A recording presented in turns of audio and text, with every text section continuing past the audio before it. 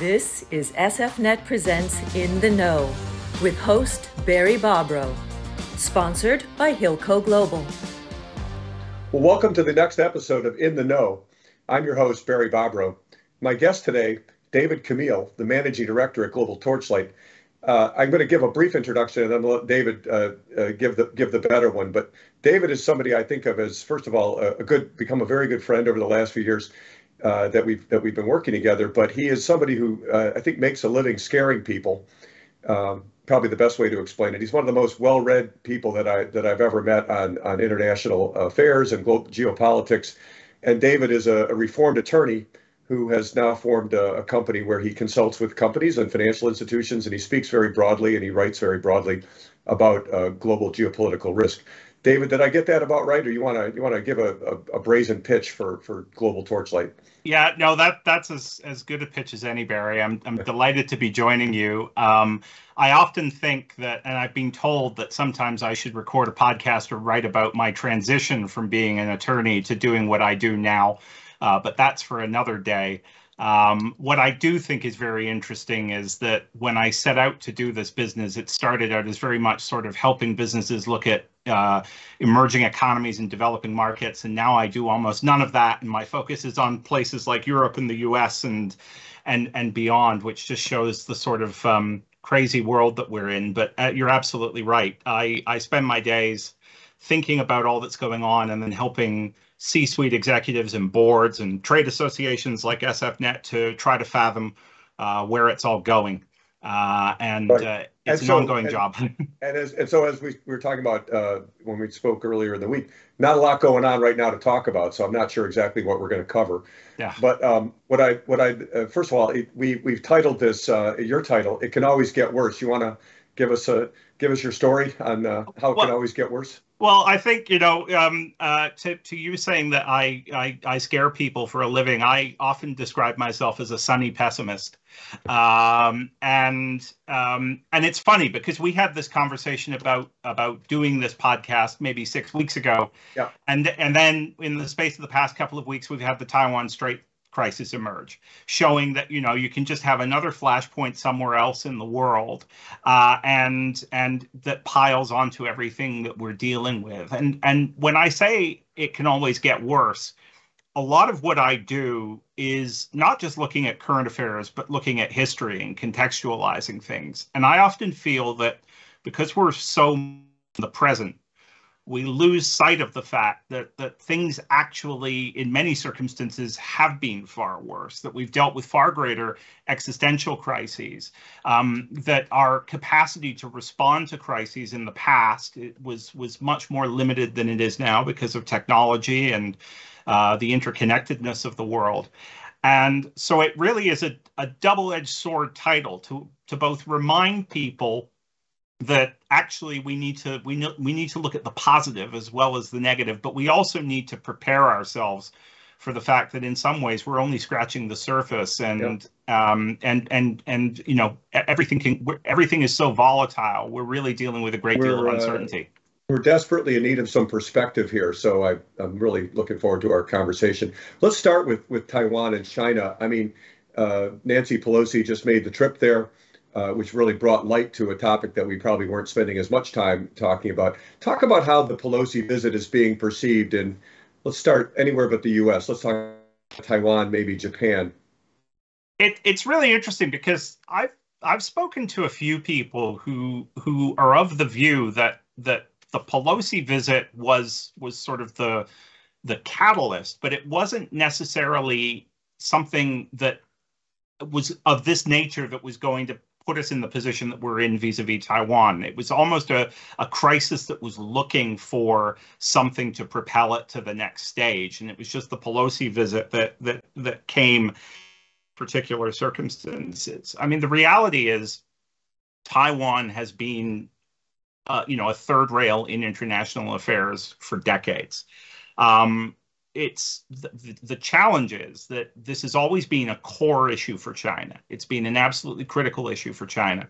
But China's place in the world has changed dramatically in the 25 years since we had the last real major Taiwan Straits crisis in the 1990s during the Clinton administration.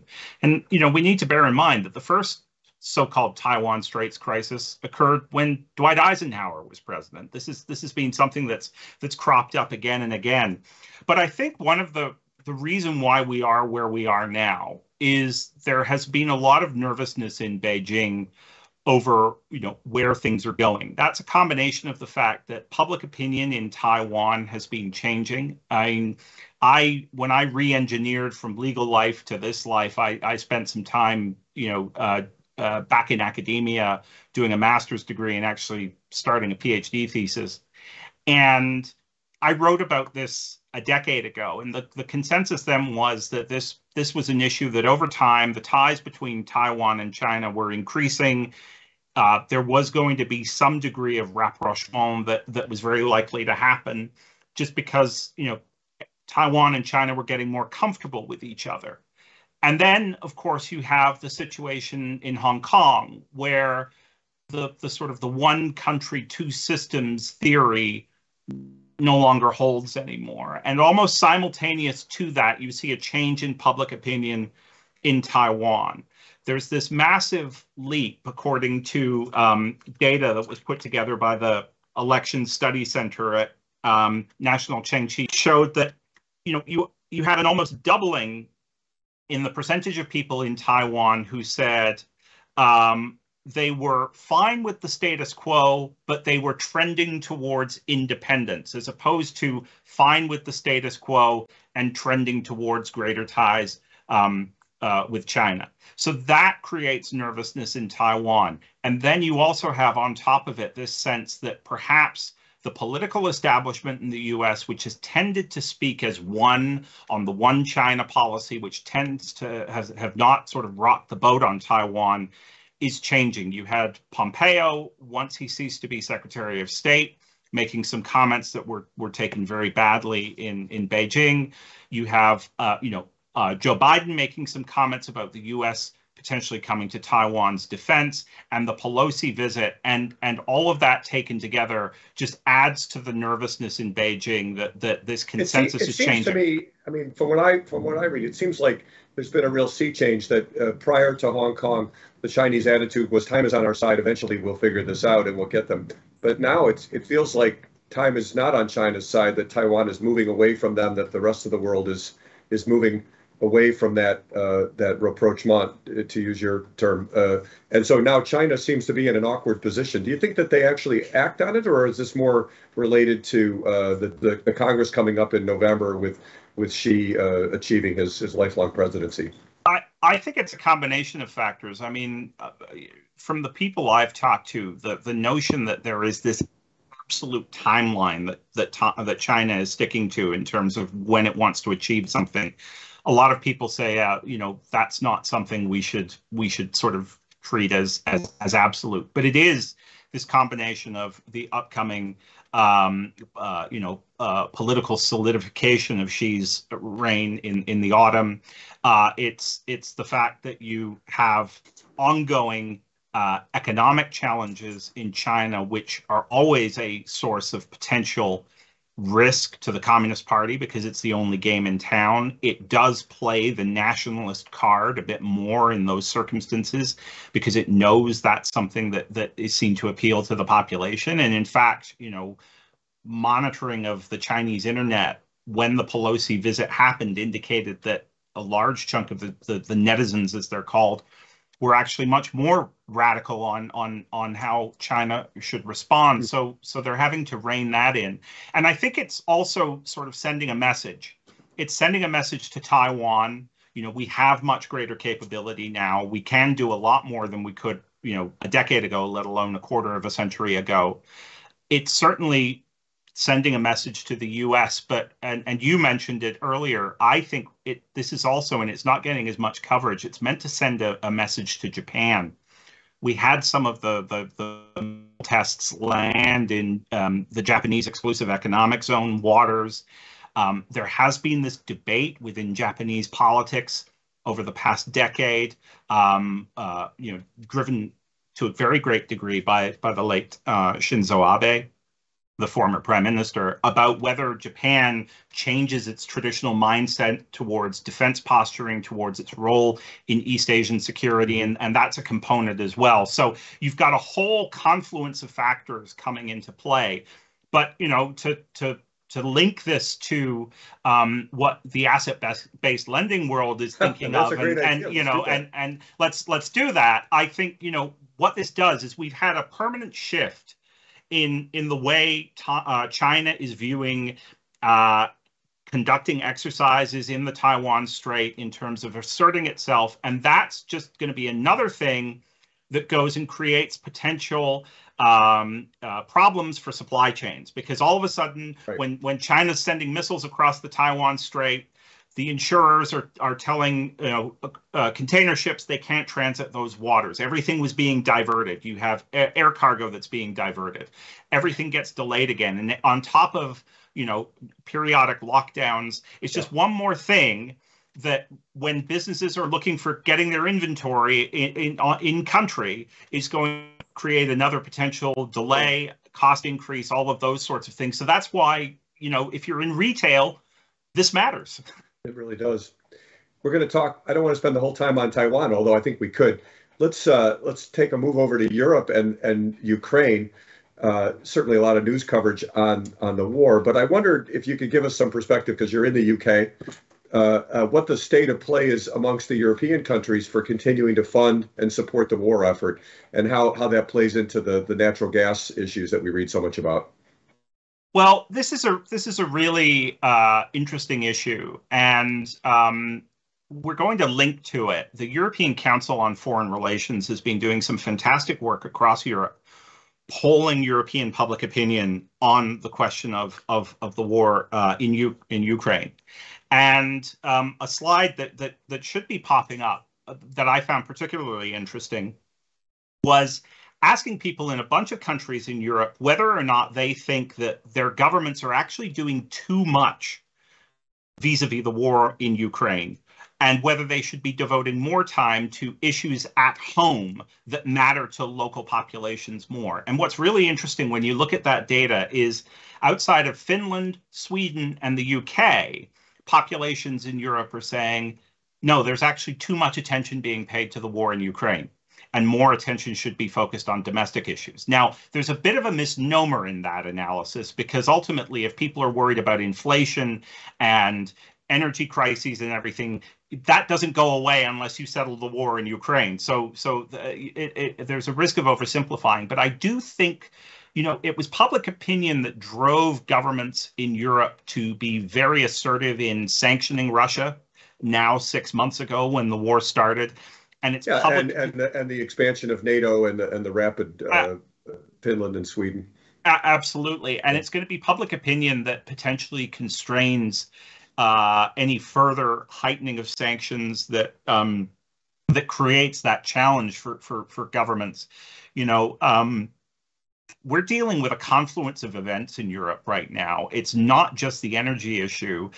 I'm sitting here in London. We're going into another week of 90-degree temperatures. It's gonna roast over the weekend. We're talking about water shortages. The Rhine is literally inches away from becoming unnavigable because of the very dry summer Europe has had. But that's why you can't. The French are having to shut nuclear power plants because they can't get the water to cool them because of the dry weather. We've got this issue that we're now heading into a winter that, if it's particularly harsh, I think it's going to make life very difficult indeed. And I think we'll probably come back to this when we talk about what's going on in the UK. But governments are being tested in terms of how far their populations want them to go on this sort of issue. The cracks are appearing. It's certainly not yet reaching the point that you're seeing people say, oh, get rid of the sanctions altogether. I think there still is tremendous sympathy for the immense suffering of people in Ukraine.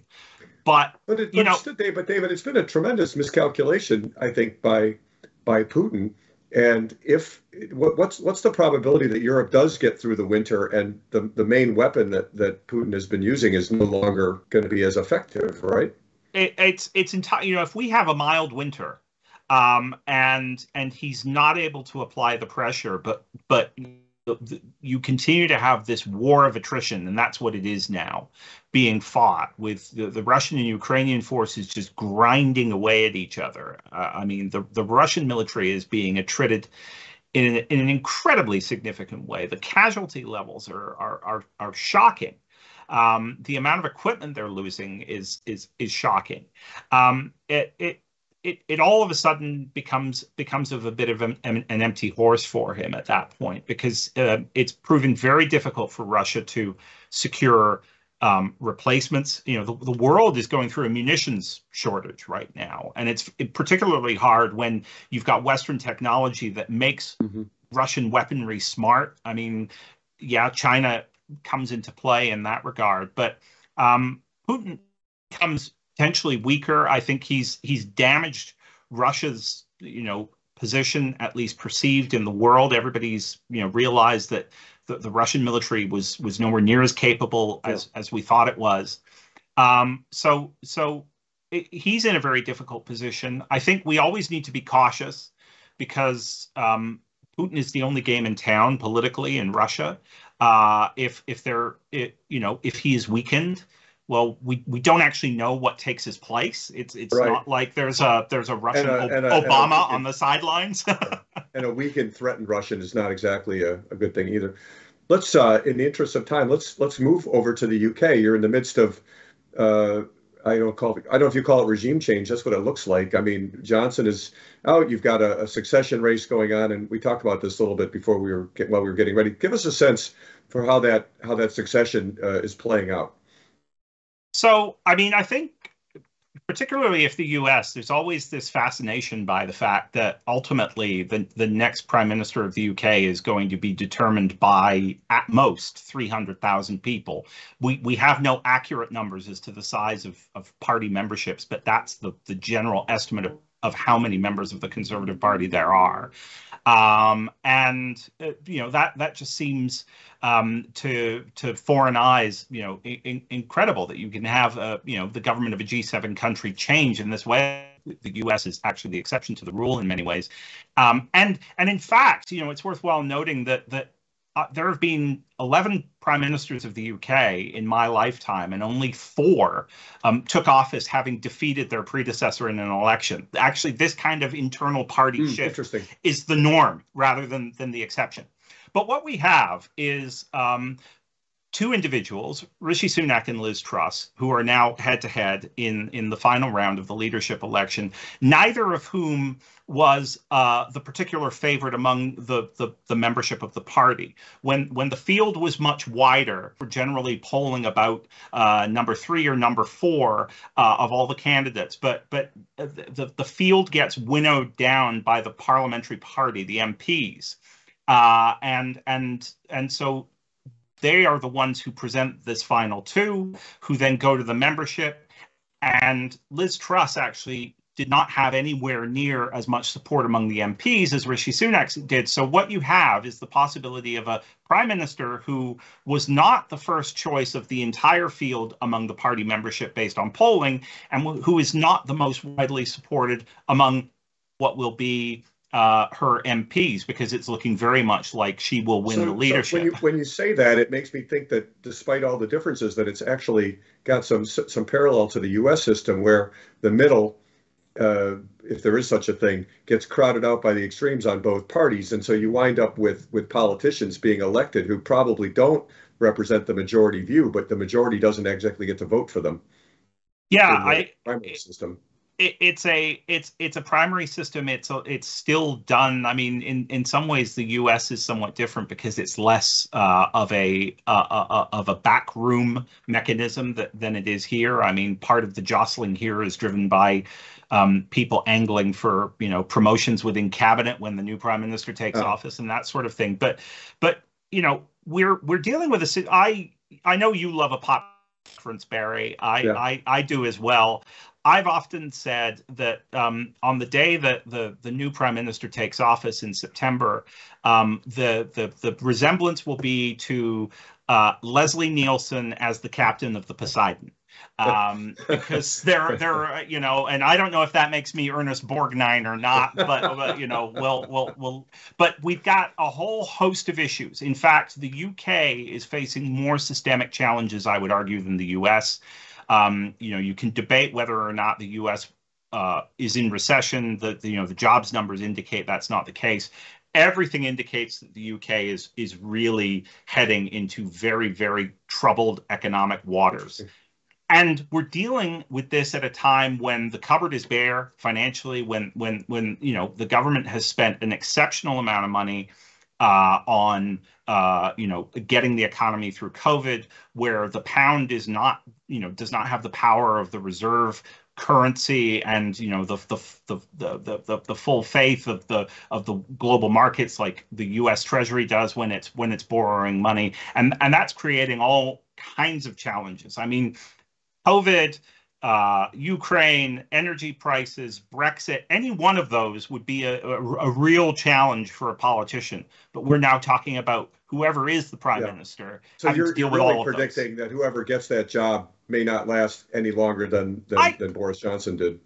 You know, I mean, the election is not due until the winter of 2024. I mean, I think it would look absolutely farcical if the Conservatives were to oust another leader before the election. But you know, the strange thing about UK politics right now is, with all that's going on, you would expect the Labour Party to be 20% ahead in the polls, and it's still within the margin of error.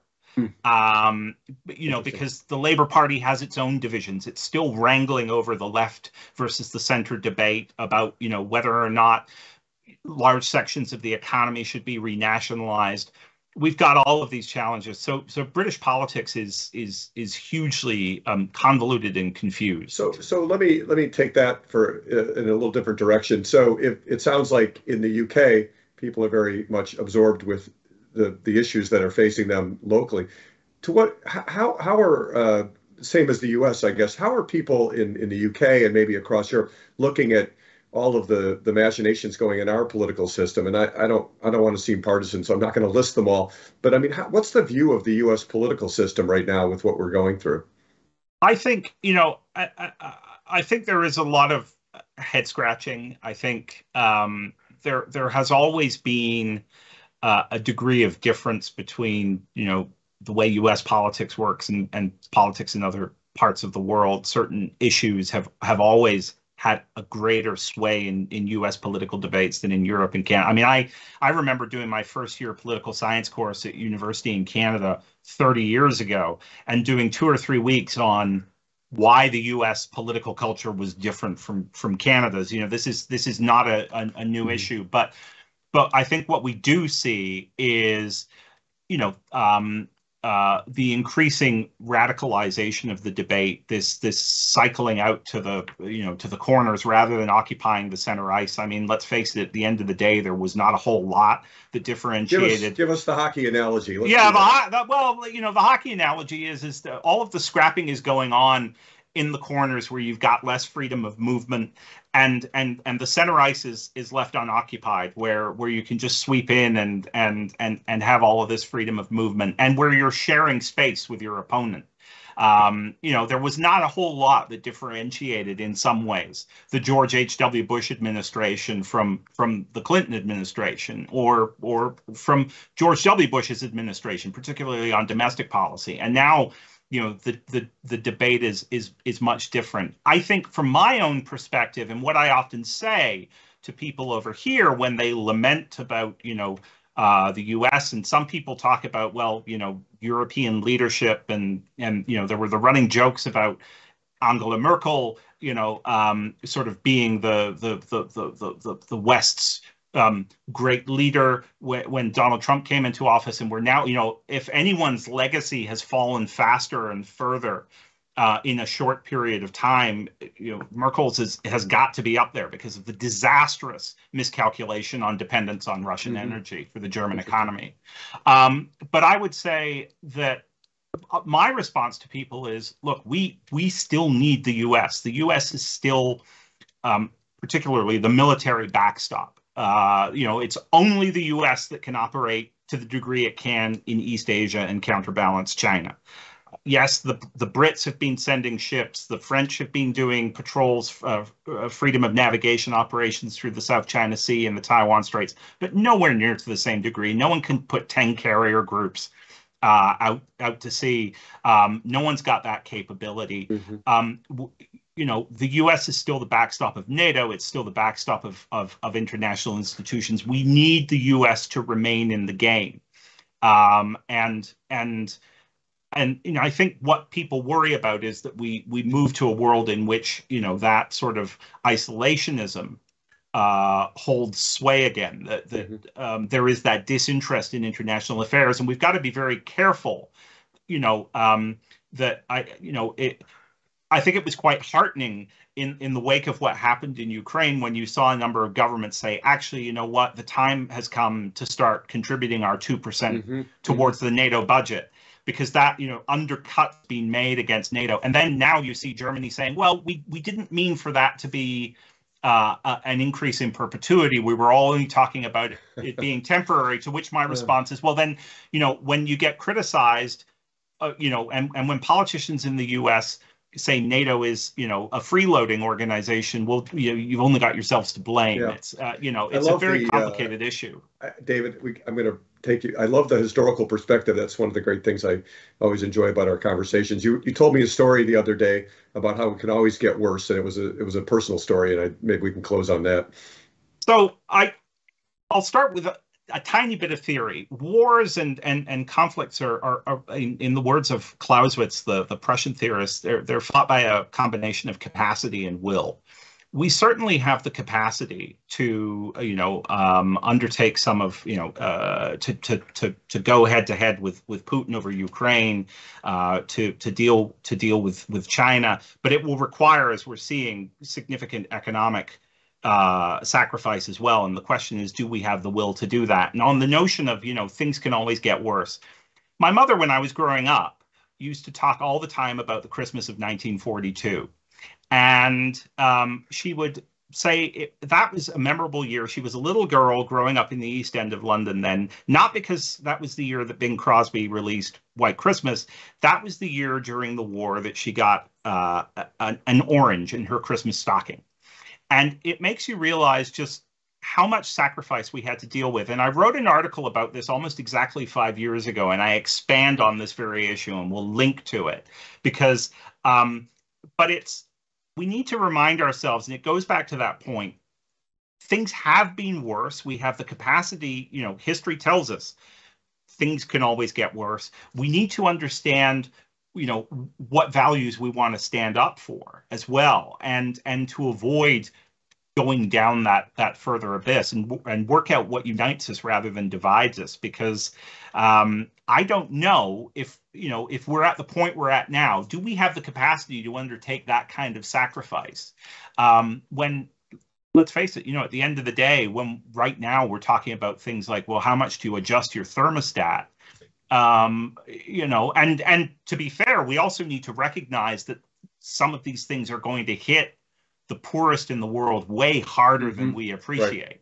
Right. The IMF estimates that the bottom 20% of the population here in the UK is going to be the hardest hit in Europe, other than the poorest 20% in Estonia, by increases in energy prices. And, we need to understand, I think, in the financial world and the business world in which we all operate, we can sometimes lose sight of that as well. And that in and of itself can be the source of political disquietude. It's a great point, because, here, if you watch the business news, we're debating whether we're in a recession or not, and, how to interpret all that. And meanwhile, we're talking about effectively first world problems still, and the quality of life is extremely high.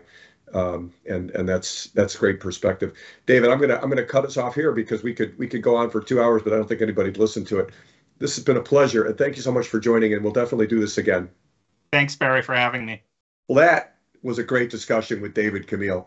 Maybe not as business related or directly business related to some of our previous podcasts, but what I really what I really think David does best is provide perspective into global events from a political, historical, and an economic perspective, and he did all of that.